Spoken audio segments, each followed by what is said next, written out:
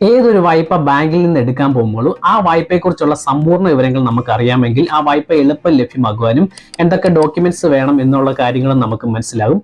ഇന്ന് ഈ വീഡിയോയിൽ കാനറ ബാങ്ക് നൽകുന്ന വ്യക്തിഗത വായ്പയെക്കുറിച്ചുള്ള സമ്പൂർണ്ണ വിവരങ്ങളാണ്.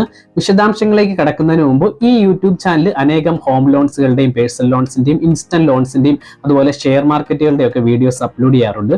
ഇതിന്റെയൊക്കെ വീഡിയോസ് നിങ്ങൾക്ക് യഥേഷ്ടം ലഭ്യമാകുകയാണെങ്കിൽ ഈ ചാനൽ സബ്സ്ക്രൈബ് ചെയ്യാനും മറക്കല്ല്, തൊട്ടടുത്തുള്ള ബെൽ ബട്ടൺ എനാബിൾ ചെയ്യാനും മറക്കല്ല്. എന്റെ പേര് ക്ലിൻസ് രാജ്മണിവെളിയിൽ. Welcome to my channel.